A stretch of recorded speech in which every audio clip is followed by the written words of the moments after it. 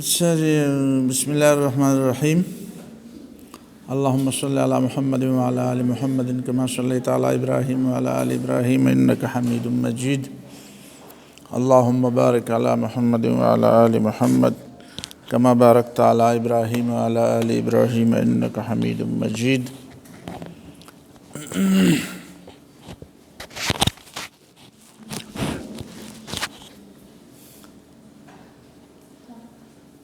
جی، عن ام المومنین ام عبداللہ عائشہ رضی اللہ تعالی عنہا قالت قال رسول اللہ صلی اللہ علیہ وسلم من احدث فی امرنا هذا ما لیس منہ فہو رد، وفی روایت من عمل عملا لیس علیہ امرنا فہو رد۔ ام المومنین حضرت عائشہ رضی اللہ تعالی عنہا روایت فرماتی ہیں کہ رسول اللہ صلی اللہ علیہ وسلم نے فرمایا کہ جو کوئی بھی ہمارے اس دین میں وہ کام جاری کرے جو دین میں سے نہیں ہے تو وہ کام مردود ہے، ناقابل قبول ہے۔ ایک روایت میں یہ بھی ہے کہ جس نے کوئی ایسا عمل کیا جو دین میں نہیں ہے تو وہ مردود ہے، وہ اس کی طرف واپس کی جائے گی، قبول نہیں کی جائے گی۔ اس حدیث کے مقدمے کے طور پر تو کچھ باتیں پچھلے درس میں ہو چکی ہیں۔ اصل میں بنیادی بات یہ ہے کہ اسلام ایک مکمل دین ہے، وہ صرف مذہب نہیں ہے، صرف ریلیجن نہیں ہے۔ دین کا مطلب ہے کہ وہ ایک مکمل ضابط حیات ہے، کوڈ آف لائف ہے، جو کسی دوسرے دین کی چھتری کے نیچے وہ زندگی نہیں بسر کر سکتا۔ ظاہر ہے کسی چھتری کے نیچے کوئی ایسی چیز زندگی بسر کر سکتی ہے جو اس سے چھوٹی ہو۔ اب دین اسلام کے بارے میں تو کھل کر اللہ تعالیٰ نے فرمایا کہ وَلَهُ أَسْلَمَ مَنْ فِي السَّمَاوَاتِ وَمَنْ فِي الْأَرْضِ طَوْعًا وَكَرْهًا۔ اس دین کے ماننے والے چاہتے ہوئے نہ چاہتے ہوئے ماننے والے تو یہ کائنات ہے سارے، تو اس پوری دنیا میں، اس پوری کائنات میں اللہ تعالیٰ کا دین جاری و ساری ہے۔ تو ایسی چھتری آپ کہاں سے لائیں گے جو اس پوری کائنات کو اپنے لپیٹ میں لے لے؟ اور کائنات تو صرف ہماری یہ کائنات نہیں ہے نا، جس کو ہم پہلے سے کائنات کہا کرتے تھے۔ کسی زمانے میں ہم سمجھتے تھے کہ یہ کائنات جو ہے صرف چاند اور تارے اور سورج ہے، ہماری زمین ہے۔ پھر کسی زمانے میں ہم سمجھتے تھے کہ یہ صرف ہماری ایک کہکشان ہے، ملکی وے۔ پھر کسی زمانے میں لوگوں نے، اب پتہ چلا کہ کائنات کی پتہ نہیں کتنی قسمیں ہیں اور کتنی اس کی وسعت ہے، اور یہ تو کسی انسانی دماغ میں آنے والی بات نہیں ہے۔ اب تو باتیں بہت آگے بڑھ چکی ہیں۔ اب تو مطلب ہے کہ وہ جو جن نظریات اور جن تھیوریز کے اوپر لوگ سمجھتے تھے کہ یہ پوری دنیا قائم ہے،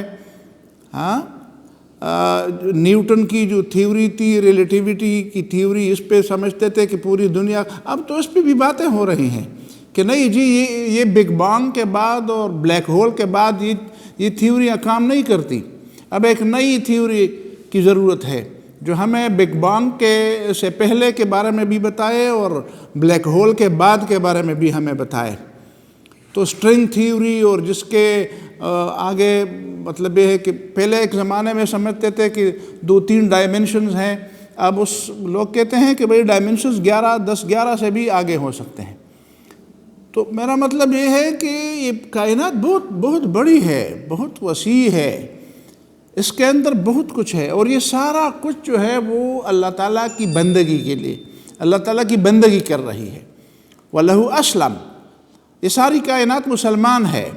تو آپ ایسی چھتری کہاں سے لائیں گے جو اس پوری کائنات کو اپنے گود میں لے لے، اپنی لپیٹ میں لے لے، اپنے سائے میں لے لے اور اس سے بڑی ہو؟ سیکولرزم اتنی بڑی نہیں ہو سکتی، سیکولرزم کی چھتری اتنی بڑی نہیں ہو سکتی، اس لیے کہ آسمان اور چاند اور تارے اور کہکشانے اور دن اور رات اور یہ ساری چیزیں یہ اللہ تعالیٰ کے حکم کے مطابق چل رہے ہیں، کسی آزادی کی بنیاد پر نہیں چل رہے۔ تو ایک تو یہ بات ذہن میں رہنی چاہیے کہ اسلام کو آپ ریلیجن نہ کہیں۔ ریلیجن کا مطلب تو ایک انسان اور خدا کے درمیان ایک تعلق کا ایک خاص چھوٹا سا گوشہ جو اس کے دل کے اندر ہو یا اس کی انفرادی زندگی کے اندر ہو، کہ وہ مسجد میں جاتا ہے یا مندر میں جاتا ہے یا سیناگاگ میں جاتا ہے، چرچ میں جاتا ہے یا گردوارے میں جاتا ہے، یہ تو اس کی زندگی کا ایک چھوٹا سا گوشہ ہے۔ تو اسلام دین ہے۔ اب دین ہے تو اس کی کئی چیزیں، مطلب ہے کہ پہلے سے تو کئی چیزیں نا، پوری بنیادی چیزیں پہلے سے طے ہیں۔ اس کے عقائد، اس کے ایمانیات، اس کے اصول، اس کے بنیادی ضوابط وہ پہلے سے طے ہیں۔ البتہ اس دین کا کمال یہ ہے کہ اس نے کچھ چیزوں کو تو بالکل اٹل طور پر پیش کیا ہے کہ وہ ناقابل تغیر و تبدل، اس میں کوئی تبدیلی نہیں ہو، چاہے دنیا کہاں سے کیا ہو جائے، چاہے دنیا کیا سے کیا ہو جائے، اس میں تبدیلی نہیں ہو سکتی۔ توحید کے معاملے میں، رسالت کے بارے میں، آخرت کے معاملے میں، حق اور باطل کے معیارات کے بارے میں، اس بارے میں کوئی تبدیلی نہیں ہو سکتی۔ یہ بالکل مفروغ عنہ بحث ہے، یہ ایسی بحث ہے جس کا باب بند ہو چکا ہے، بس اس کی سیاہی خشک ہو چکی ہے، بس یہ فائل جو ہے نا یہ بس پوری ہو گئی ہے، اس میں مزید کوئی ہاں، چونکہ انسانی زندگی تنوع پذیر ہے، انسانی زندگی میں نئے نئے حوادث آتے ہیں، نئی چیزیں پیدا ہوتی ہے، زمانہ گزرنے کے ساتھ نئے نئے مسائل آتے ہیں، تو ان مسائل کے لیے بھی اللہ تعالیٰ نے اور قرآن نے اور نبی صلی اللہ علیہ وسلم نے ایک پورا میدان چھوڑ دیا ہے کہ جہاں پہ ہم اپنی سمجھ کے مطابق دین کے فریم میں رہتے ہوئے ہم اس میں اپنا ایک راستہ متعین کر سکتے ہیں کہ ہم نے اس اصول کو اپناتے ہوئے ہم اپنے اس نئے دور کے تقاضوں کو کیسے نبھائیں گے اور کیسے اس کے مطابق زندگی بسر، یہ بھی ٹھیک ہے۔ یعنی دین اسلام ایسی چیز نہیں ہے جو بالکل اس کی ہر بات جو ہے اس کے اسکرو سارے ڈھیلے ہوں اور کسی بات پہ بھی آپ کہیں بھی تبدیلی کر سکتے ہیں جس طرح لوگ چاہتے ہیں، ایسی چیز نہیں ہے۔ اور یہ بھی نہیں ہے کہ وہ ایسی جامد چیز ہو، ایسی فریز چیز ہو کہ اس میں کوئی بھی تبدیلی نہیں کی جا سکتی، یعنی کوئی بھی نئی بات اس میں نہیں آ سکتی، ایسی بھی نہیں ہے۔ کچھ چیزیں ہیں جس میں جو ناقابل تغیر و تبدل ہیں، کچھ میدان ایسے ہیں جو انسانی ضرورت، انسانی مجبوریوں کا لحاظ کرتے ہوئے، ٹھیک ہے، انسانی زندگی کا لحاظ کرتے ہوئے اس کو آزاد چھوڑا گیا ہے۔ اب یہ لوگوں کا کام ہے کہ وہ اس کو متعین کر کے معلوم کر لیں کہ کہاں پہ ہم نے اپنی عقل استعمال کرنی ہے، کس مقصد کے لیے کہ اس پہ عمل کریں، اور کہاں ہم نے اپنی عقل اور سمجھ استعمال کرنی ہے اس مقصد کے لیے کہ ہم ان اصولوں کو مد نظر رکھ کر ایک نیا راستہ بھی نکال لیں اپنے لیے، جہاں پہ نیا راستہ نکالنے کی ضرورت ہمیں پڑے۔ تو اسلام دین ہے، دین جامع ہے۔ اب اس میں نئی چیز کی گنجائش ان اصولوں کے اندر نئی چیزوں کی گنجائش نکالنا، ان اصولوں کو بدلنا، یہ اس حدیث کا موضوع ہے۔ من احدث فی امرنا ھذا ما لیس منہ فہو رد، جس نے بھی ہمارے اس دین میں وہ نئی بات نکالی جو اس میں سے ہے نہیں تو وہ رد ہے۔ اس کا مطلب ہے کہ آپ اس میں ایک نئی چیز لاتے ہیں تو اس کا مطلب ہے کہ وہاں پہ جو پہلے سے جو چیزیں پڑی ہوئے ہیں اس کو نکالیں گے۔ پہلے سے تو خانے بھرے ہوئے ہیں، مثلا سیٹیں پہلے سے بھری ہوئی ہیں، جتنے سیٹیں ہیں اس میں سب لوگ بیٹھے ہوئے ہیں، آپ ایک اور آدمی کو وہاں پہ لاتے ہیں اور آپ کی ضد ہے کہ اس کو یہاں پہ بٹھایا جائے، تو ظاہر ہے آپ ایک آدمی کو اٹھا کر وہاں پہ اس کو بٹھائیں گے، ایک آدمی کو اٹھا کر وہاں پہ اس پہ بٹھائیں گے، یا ایک نئی کرسی لا کر اس کو اس پہ بٹھائیں گے، حالانکہ گنجائش پہلے سے جتنی تھی وہ پوری ہو گئی ہے۔ تو اس کا مطلب یہ کہ جب آپ نئی چیز لائیں گے تو اس نئی چیز کو وہاں پہ فٹ کرنے کے لیے آپ وہاں سے پہلے طے شدہ ایک چیز کو اکھاڑیں گے، تو اکھاڑتے پھر آپ دین کا حلیہ تبدیل کر دیں گے، تو اس کی اجازت نہیں دی جا سکتی۔ اللہ اور رسول اس کی اجازت نہیں دے گا کہ میں نے جو دین بنا کے آپ کو دیا ہے آپ اس میں خود ترمیم کر کے خود، تو پھر اللہ کے دین کا پھر بھیجنے کا پھر فائدہ کیا ہوا؟ یعنی یہ تو اللہ تعالیٰ نے تو اسی لیے دین بھیجا ہے کہ انسان اپنا دین نہیں بنا سکتا تھا، اور جو بناتا تھا وہ غلط ہوتا تھا۔ ہزاروں سال کے تجربے ہو گئے تو پھر وہ آچ دانا کند ناداں والے بعد خرابی بسیار بے وقوف وہی کرتا ہے جو ہوشیار کرتے ہیں، لیکن بے وقوف خرابی کر کے پھر آخرکار وہی بات۔ تو سینکڑوں سال لوگوں کے ضائع کر کے، وسائل ضائع کر کے، عقل، علم، فہم، وقت ضائع کر کے جو کام آپ اپنی عقل سے کسی ایک کونے میں چھوٹا سا ایک نقطہ آپ پا لیتے ہیں تو کہتے ہیں او ہم نے ایسا نقطہ پا لیا، تو بس آپ نے وقت ضائع کر دیا۔ آپ پہلے اللہ اور رسول کو دیکھتے کہ انہوں نے جو فیصلے کیے ہیں بس اسی سے پہ اکتفا کرتے، اس سے آگے جاتے۔ اب بجلی کو سر نو کیوں ایجاد کرتے ہیں؟ وقت کیوں ضائع کرتے ہیں؟ یعنی آپ کو علم ہوگا جی، یہ جو مغرب سے جو تصور جو فلسفہ آیا ہے نا، وہ جنات کو نہیں مانتا تھا، ٹھیک ہے نا۔ ہمارے سر سید احمد خان مرحوم، اللہ تعالیٰ اس کو بخشے، بس جو بھی ہے، تو وہ بھی اسی بات پہ قائل تھا کہ فرشتے کیا ہے، یہ جو دیہاتوں میں، یہ جو پہاڑوں میں، دور کے علاقوں میں جو لوگ رہتے ہیں، وہ ان میں سے کچھ اچھے ہیں تو وہ فرشتے ہیں جو ہمیں نظر نہیں آتے شہر کے لوگوں کو، اور جو ان میں برے لوگ ہیں وہ جنات ہیں۔ یہ ان کی بات تھی۔ اور جس کو ہم جنات کہتے ہیں، جن جو ہماری طرح مخلوق ہیں لیکن ہم ان کو دیکھتے نہیں ہیں، وہ نہیں مانتا تھا۔ حالانکہ قرآن مجید نے پہلے سے بتا دیا تھا سورۃ الرحمن میں، دیکھیں نا وہاں پہ بڑی زبردست نکتے ہیں۔ سَنَفْرُغُ لَكُمْ أَيُّهَا الثَّقَلَانِ، دو جماعت ہے، لیکن جماعت ان کے لیے اللہ تعالیٰ نے لفظ کیا استعمال کیا؟ ثقلان۔ ثقل کا مطلب یہ ہے کہ بوجھ، ثقل کسی چیز کا وزن ثقیل ہے، یہ ثقیل چیز ہے، یہ بھاری ہے، اس کا وزن زیادہ ہے۔ تو اس کا مطلب یہ ہے کہ انسانوں کا وزن زیادہ ہے، تو ہم انسان تو وزن کیے جا سکتے ہیں، ہم جا کر وہاں پہ وہ اسکیل پہ اپنے آپ کو تولتے ہیں کہ میں 70 کلو ہوں، میں 80 کلو ہوں۔ آیا جنات کو ہم تولتے ہیں؟ قرآن نے ہمیں بتا دیا ثقلان، جو چیز آپ کی نظر میں نہیں آتی، جس چیز کو آپ دیکھتے نہیں ہیں، وہ بھی اس کا بھی وزن ہے، جو چیز آپ کی نظر میں نہیں آتی، ہاں، آپ اس کو ٹچ نہیں کر سکتے، آپ اس سے ٹکرا نہیں سکتے۔ جنات سے ہم ٹکرا نہیں سکتے، ہم اس کو ٹچ نہیں کر سکتے، ٹھیک ہے، وہ ہمیں نظر نہیں آتے، لیکن اس کے باوجود ان کا وزن ہے۔ ان کا وزن کس کو پتہ؟ ابھی اس لیے میں نے بتایا نا کہ نئی چیزیں ہمیں ضرورت ہے، نئی چیزوں کی ہمیں ضرورت ہے، جس کا ہم وزن معلوم کریں۔ کیسے ہم وزن معلوم کریں؟ جنات کا وزن معلوم کریں، ہے کوئی پیمانہ آپ کے وہ کیمسٹری میں، آپ کے فزکس میں کوئی ایسی چیز ہے جو آپ اس میں جنات کا وزن معلوم کر لیں؟ قرآن نے بتایا سَنَفْرُغُ لَكُمْ أَيُّهَا الثَّقَلَانِ، بھاری مخلوق۔ تو کیا میں بات کر رہا تھا، میں یہ بات کیسے آ گئی ذہن؟ جن چیزوں کو وہ لوگ نہیں مانتے تھے وہ ہیں، اور اب وہ اس کے لیے نئے پیرامیٹرز نکال رہے ہیں سر۔ جی نئے صحیح ہے، احمد خان نہیں مانتے تھے تو اب اس کے لیے وہ نئے باتیں نکال رہے ہیں، نئی چیزیں نکال رہے ہیں۔ پہلے کہتے تھے کہ نہیں مانتے، اب جو ہے نا سر بات وہ ہو رہی تھی سر سید احمد خان والی کہ وہ جنات کو نہیں مانتا تھا۔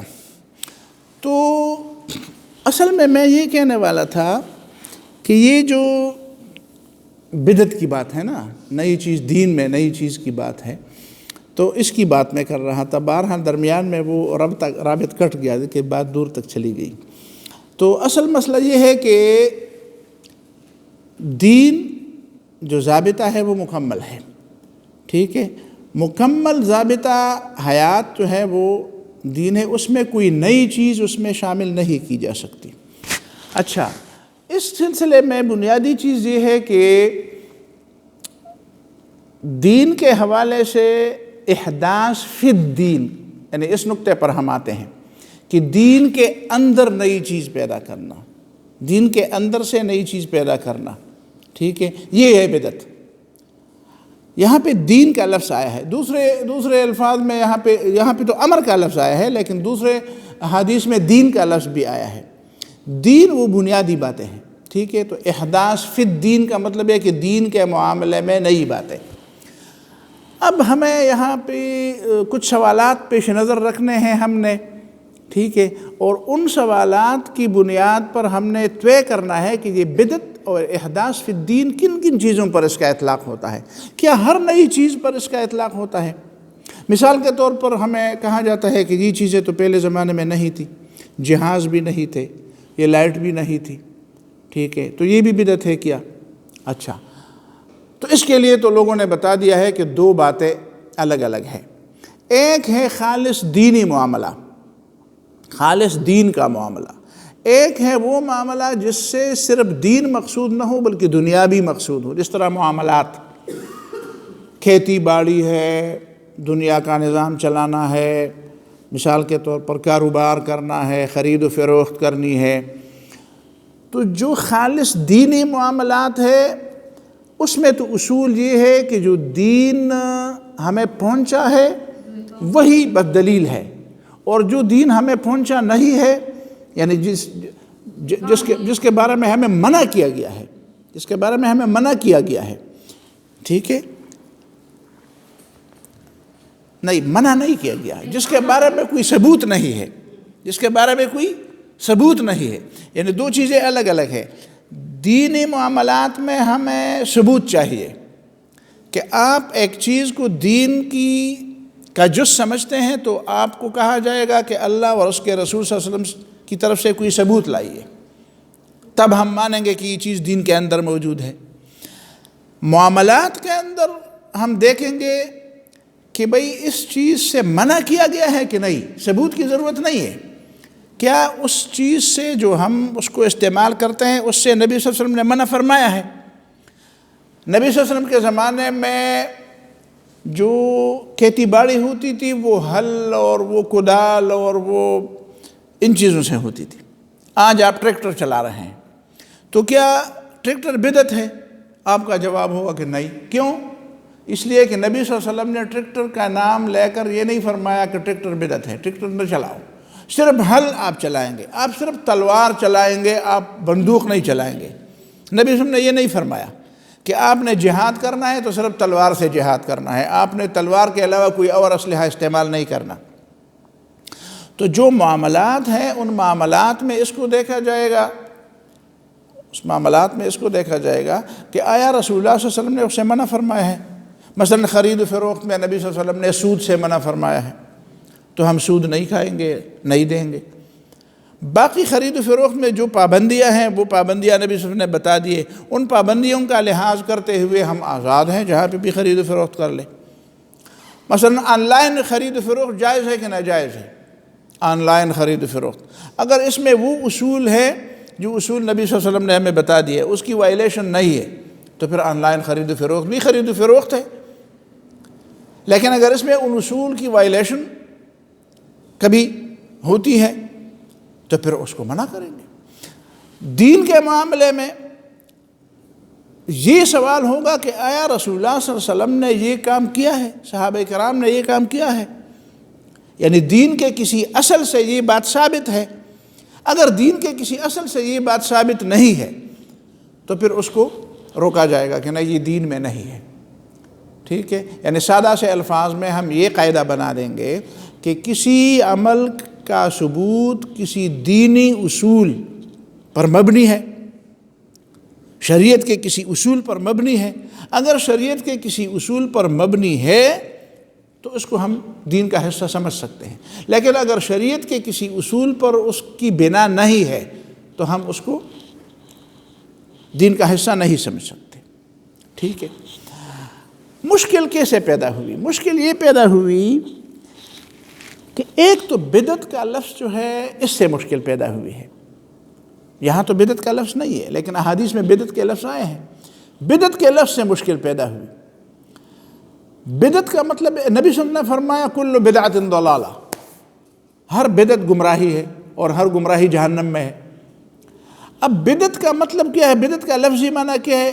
دین، نئی چیز، نئی چیز۔ بدعت کا مطلب کیا ہے؟ نئی چیز۔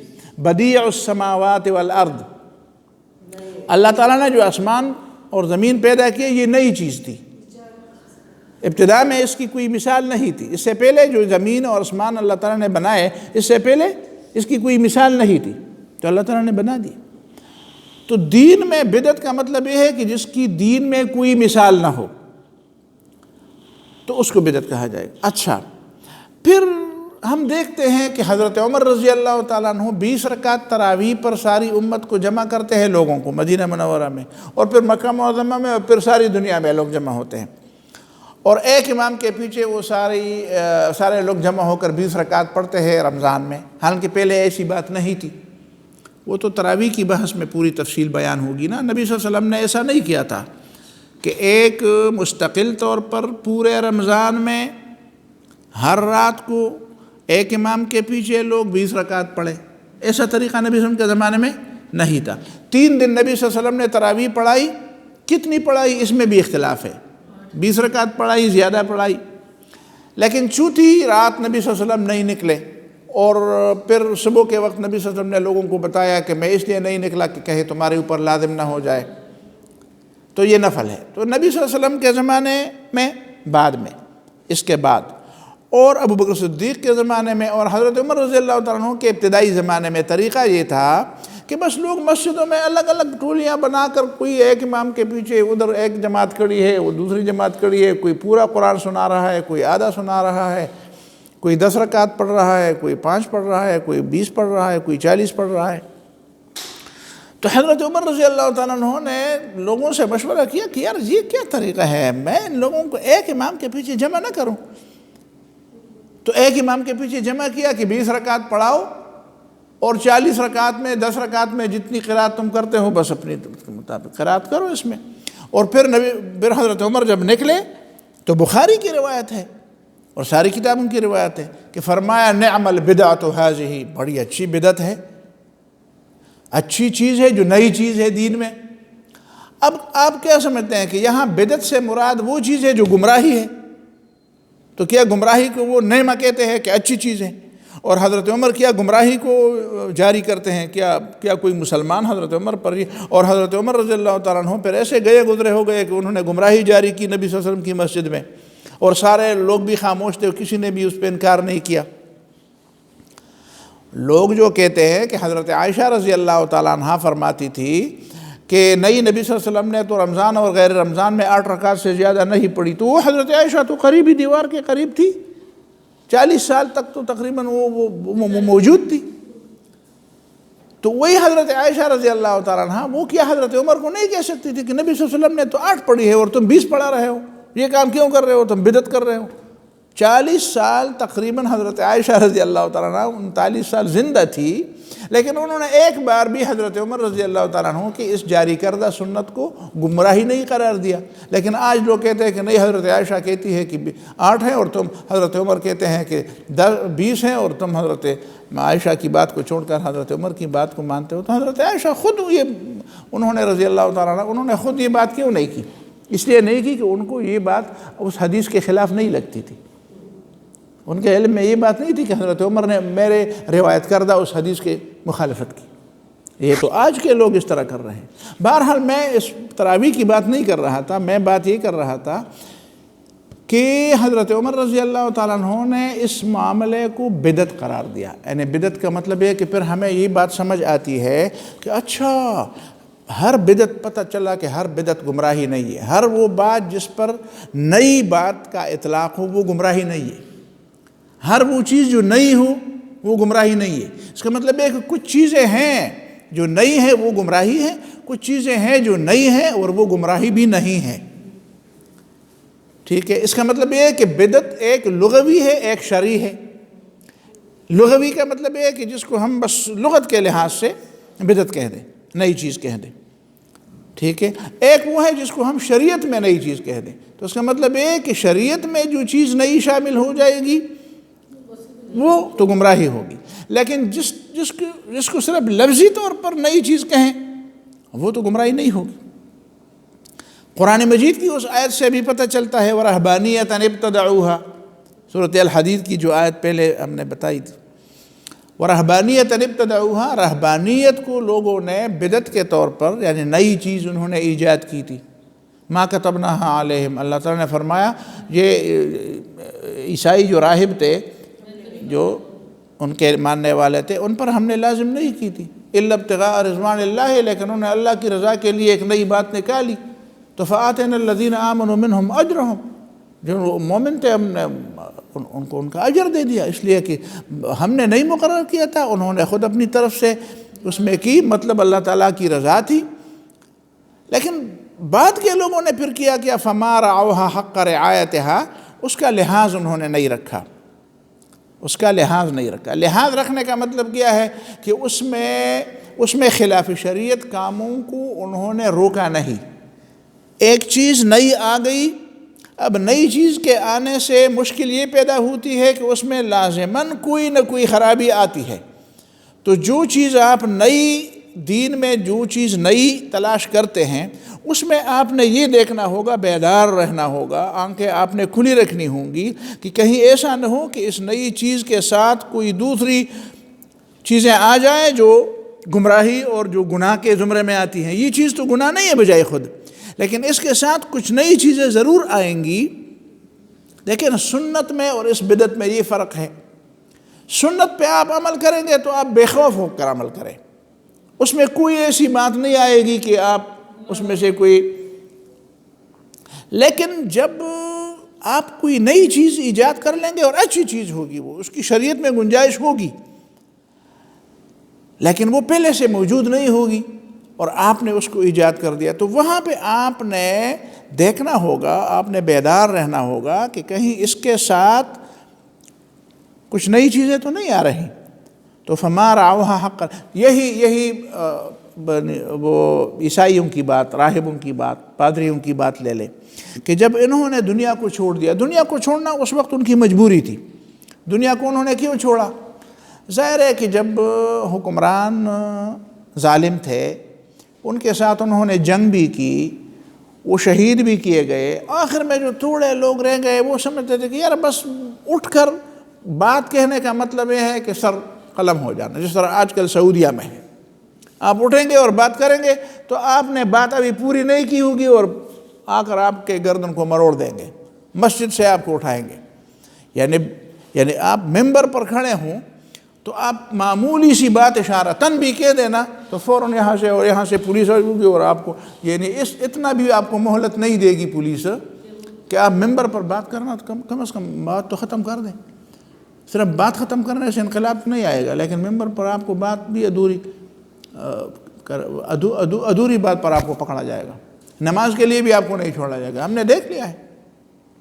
اچھا، تو ایسی صورتحال ان کو بھی پیش آئی، تو انہوں نے کہا یار بات کرنے کا پھر فائدہ کیا ہے، ہم بات شروع ہی کریں گے تو اس وقت ہمارا گردن دبوچ دیا جائے گا، تو اس سے بہتر نہیں ہے کہ ہم اپنی جان بچانے کی فکر کریں، جائیں کہیں غاروں میں چھپ جائیں۔ تو یہ بات تو اللہ تعالیٰ نے تو یہ مقرر کیا تھا کہ نہیں، ڈٹ جاؤ میدان میں، مر جاؤ، مارے جاؤ گے تو مارے جاؤ گے۔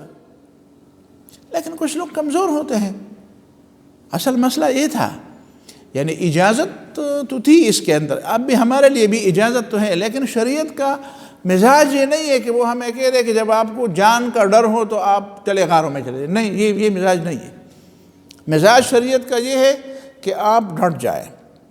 کل بھی ایک آدمی مجھ سے پوچھ رہا تھا، مسئلہ پوچھ رہا تھا کہ بھائی جب ہم حق بات کرتے ہیں تو مارے جاتے ہیں، تو میں نے کہا پھر حق بات کرنا اگر میں نے کہا یہ شہادت پھر اس کو کیوں کہتے ہیں؟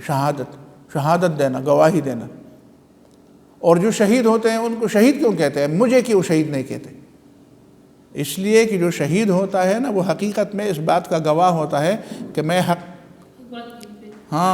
کا گواہ ہوں، میں نے اپنی جان دے کر۔ میں نے کہا جس بات کے لیے آپ جان نہیں دے سکتے تو یہ آپ کی گواہی کیسے گواہی ہے؟ پھر کہتے ہیں پھر تو ایک بات کے لیے مارے جائیں گے۔ میں نے کہا یار کوئی خدا کے لیے آپ نے قلعے بنانے ہیں، اللہ تعالیٰ کے کوئی نعوذ باللہ ادھورے کام آپ نے پورے کرنے ہیں، اللہ تعالیٰ تو تمہیں آزماتا ہے کہ تم حق کے لیے کتنی قربانی دیتے ہو، صرف باتیں کرتے ہو یا قربانی بھی دیتے ہو۔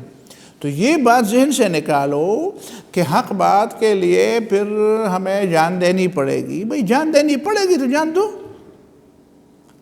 بھاگ جانا اللہ ما کتبناہا علیہم، یہ ہمارا طریقہ نہیں ہے. ہم نے نہیں کہا لوگوں کہ بھاگ جاؤ. مومن وہ ہوتا ہے جس کو بھاگنے کی تعلیم نہیں دی جاتی. یہ تو آج کا زمانہ ہے کہ ہمیں لوگ کہتے ہیں بھئی غلاموں کے لیے بھی کوئی فقہ تشکیل دو. جو لوگ غلامی میں زندگی بسر کرتے ہیں نا، ایک فقہ ان کے لیے بھی ہونا چاہیے. آپ کے پاس جو فقہ ہے نا، یہ تو آزاد لوگوں کے لیے ہے. غلاموں کے لیے کوئی نئی فقہ ایجاد کر دو، غلاموں کے لیے کوئی نئی شریعت ایجاد کر دو، ایسی باتیں نہیں ہیں اسلام کے اندر. تو وہاں پہ بھی بدعت کا لفظ ہے. لیکن چلو اللہ تعالیٰ نے اسی وجہ سے اس کی اجازت دے دی کہ چلو تم کمزور تھے اور نہیں کر سکتے تھے، ٹھیک ہے، تو تم نے اپنی جان بچانے کے لیے، لیکن جان بچانے کے لیے تم غاروں میں چلے گئے تو یہ ایک بدعت ہو گئی. ٹھیک ہے، یہ بدعت صرف شرعی بدعت نہیں ہے، صرف لغوی بدعت ہے. ایک نئی بات آپ نے نکالی. لیکن آپ کو ڈرنا چاہیے کہ آپ جب دنیا سے بھاگ جائیں گے تو پھر نئے مسائل وہاں پہ پیدا ہوں گے. وہ نئے مسائل کیا تھے؟ بھائی آپ تو بھاگے تھے مقابلے سے. بات تو یہی تھی نا کہ آپ دشمن کا مقابلہ نہیں کر سکتے تھے تو بھاگ گئے. تو یہ کام چلو آپ نے ٹھیک کر دیا. لیکن یہ بات کہاں سے آ گئی کہ پھر آپ نے شادیاں بھی چھوڑ دی، آپ نے ماں باپ کے ساتھ رہنا سہنا بھی چھوڑ دیا، آپ نے دنیا کمانا بھی چھوڑ دیا، آپ نے منہ دھونا بھی چھوڑ دیا، آپ نے جسم کو آرام دینا بھی چھوڑ دیا. ٹھیک ہے، آپ نے کھانا پینا بھی چھوڑ دیا. آپ نے اپنے مطلب ہے کہ جسم کے حقوق، آنکھوں کے حقوق، دماغ کے حقوق، جسم کے حقوق، سارے کے سارے حقوق ضائع. یہ باتیں کہاں سے آ گئی اور یہ باتیں ان میں در آئی؟ تو اصل مسئلہ یہ ہے کہ فما رعوها حق رعایتها. اس کا مطلب اسی وجہ سے تو حضرت ابو امامہ باہلی رضی اللہ تعالیٰ عنہ فرمایا کرتے تھے کہ دیکھو یہ تراویح 20 رکعت اللہ تعالیٰ نے تم پر فرض نہیں کی تھی، یہ تو تم نے اپنے آپ پر لازم کر دیے. کہ لازم کر دیے تو فما رعوها حق رعایتها کی طرح سو نہ جاؤ، اس کی رعایت کرو. اس کا مطلب یہ ہے کہ ان باتوں کو پھر مزید بدعات سے بچانے کی کوشش کرو. ایسا نہ ہو کہ اس کی وجہ سے پھر نئی نئی چیزیں اس میں آ جائیں. تو اس کا لحاظ رکھو. ٹھیک ہے، تو پہلی بات جو ہم اس سلسلے میں کرنا چاہتے ہیں وہ یہ ہے کہ اس طرح کے سوالات ہیں. ایک سوال یہ بھی ہے بھئی جو چیز نبی صلی اللہ علیہ وسلم نے نہیں کی ہے اور وہ بدعت ہے، تو رسول اللہ صلی اللہ علیہ وسلم کے زمانے میں تو یہ 2 اذانیں بھی نہیں تھی جمعے کی. 2 اذانیں نہیں تھی. جمعے کے دن جو ہمارے ہاں 2 اذانیں ہوتی ہے، یہ 2 اذانیں تو نبی صلی اللہ علیہ وسلم کے زمانے میں نہیں تھی. یہ کہاں سے پیدا ہوئی؟ یہ ابو بکر صدیق تو ان کے زمانے میں بھی نہیں تھی، حضرت عمر فاروق تو ان کے زمانے میں بھی نہیں تھی، حضرت عثمان رضی اللہ عنہ کے آخری زمانے میں یہ بات پیدا ہوئی. انہوں نے اپنے گھر کے اوپر مؤذن کو کہا کہ ابھی اس لیے کہ لوگ زیادہ ہو گئے ہیں اور مطلب یہ ہے کہ یہ اذان اس طرح نہیں سن سکتے، تو زورا نامی اس کا ایک وہ تھا، ایک گھڑی جس کو کہتے ہیں نا، ایک ٹاور سا، یعنی گھر کے اوپر ایک منارہ سا بنا ہوا تھا. ٹھیک ہے، تو یہ منارے کا تصور ادھر سے آ گیا پھر کہ چلو اونچی جگہ پہ چڑھ کر اذان دی جائے. ٹھیک ہے، اس لیے کہ لوگ زیادہ ہو گئے ہیں، لوگ غفلت میں پڑ گئے ہیں، لوگ مصروف ہو گئے ہیں، کاروباریں زیادہ ہو گئی ہیں، بھیڑ بھاڑ بازاروں میں زیادہ ہو گئی ہے، تو لوگوں کی توجہ نہیں رہی تھی. تو اب 2 اذانیں دے دو، ایک اذان ذرا باہر میں دے دو، ایک اذان مسجد کے اندر دے دو. تو مسجد کے اندر والی اذان ہے وہ تو مسجد والے سنیں گے، لیکن جو باہر کی بڑی تو ایک اذان اور دے دو جمعے کے دن کی. اب آپ اس کی کیا جسٹیفائی کریں گے اس کو؟ نبی صلی اللہ علیہ وسلم کے زمانے میں نہیں تھا، ابو صدیق عمر فاروق کے زمانے میں نہیں تھا. ایک سوال یہ ہے.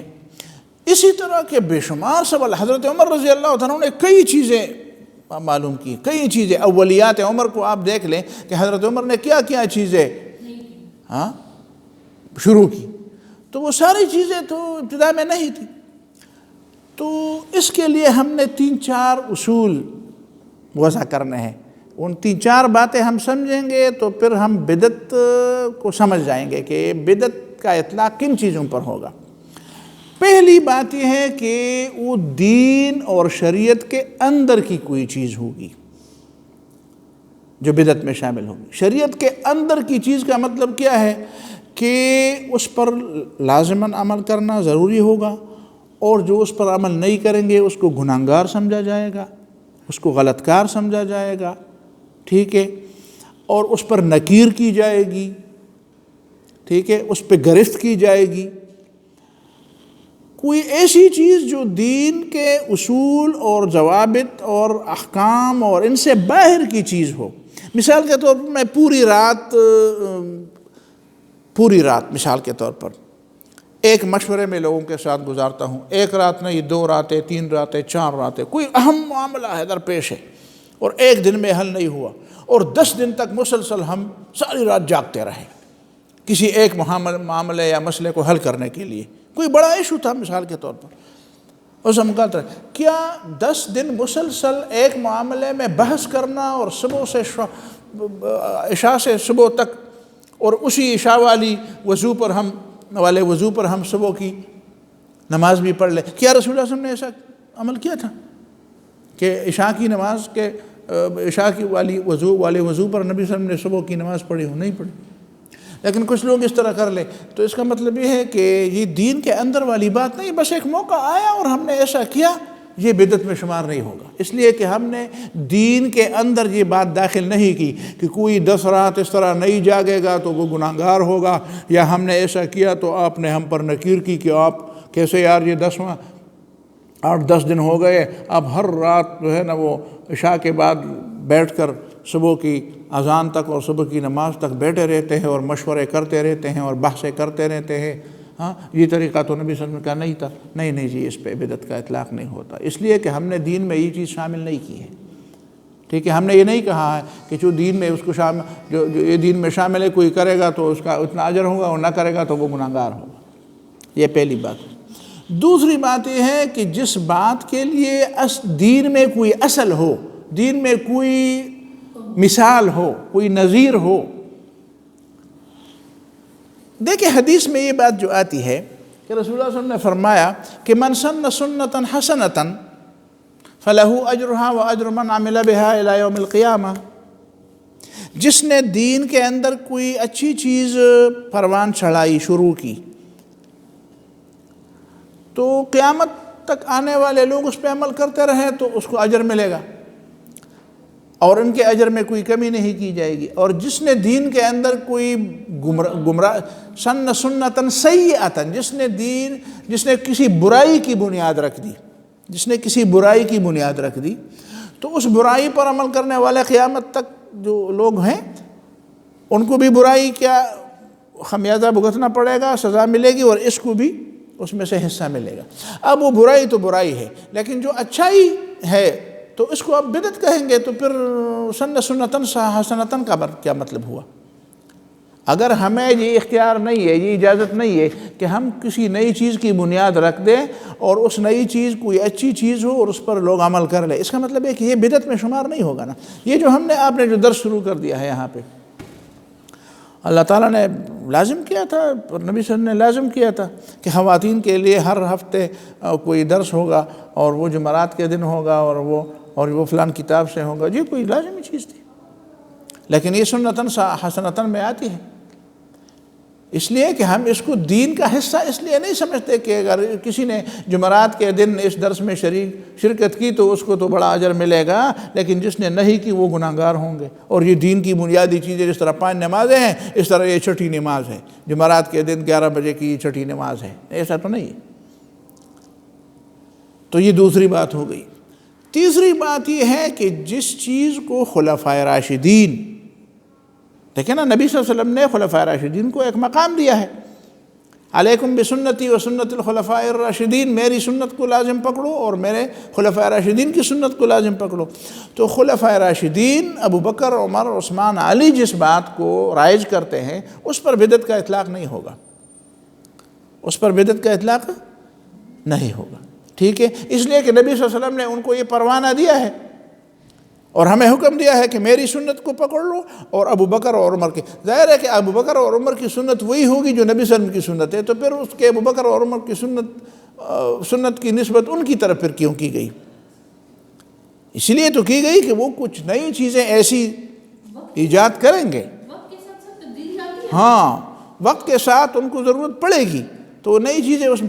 تو علیکم بسنتی و سنت الخلفاء الراشدین، اس کا مطلب ہے کہ خلفاء راشدین کے جو کام ہوں گے، ظاہر ہے کہ ان کو صحابہ کرام کی تائید حاصل ہے۔